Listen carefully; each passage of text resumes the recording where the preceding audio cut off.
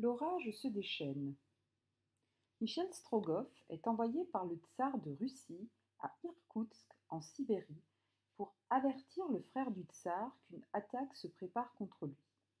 Accompagné de son conducteur et de Nadia, jeune femme rencontrée durant son voyage, Michel Strogoff se retrouve pris au piège d'un violent orage dans les monts de l'Oural. Le conducteur perd alors le contrôle des chevaux. À ce moment, Michel Strogoff, s'élançant d'un bond hors du tarantass, lui vint en aide. Doué d'une force peu commune, il parvint, non sans peine, à maîtriser les chevaux. Mais la furie de l'ouragan redoublait alors. En même temps, une avalanche de pierres et de troncs d'arbres commençait à rouler du haut des talus. Nous ne pouvons rester ici, dit Michel Strogoff. Nous n'y resterons pas non plus, s'écria Liemchik, tout effaré en se raidissant de toutes ses forces contre cet effroyable déplacement des couches d'air. L'ouragan aura bientôt fait de nous envoyer au bas de la montagne, et par le plus court. Prends le cheval de droite, poltron, répondit Michel Strogoff. Moi, je réponds de celui de gauche. Un nouvel assaut de la rafale interrompit Michel Strogoff. Le conducteur et lui durent se courber jusqu'à terre pour ne pas être renversés.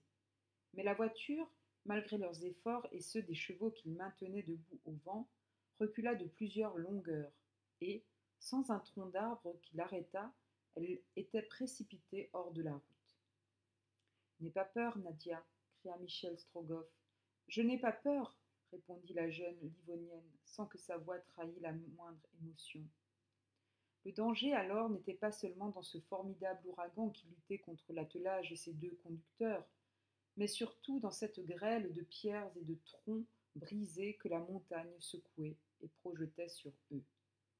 Soudain, un de ces blocs fut aperçu dans l'épanouissement d'un éclair, se mouvant avec une rapidité croissante et roulant dans la direction du tarantass. Liemchik poussa un cri. Michel Strogoff, d'un vigoureux coup de fouet, voulut faire avancer l'attelage qui refusa. Quelques pas seulement, et le bloc eût passé en arrière. Michel Strogoff, en un vingtième de seconde, vit à la fois le tarantass atteint, sa compagne écrasée. Il comprit qu'il n'avait plus le temps de l'arracher vivante du véhicule.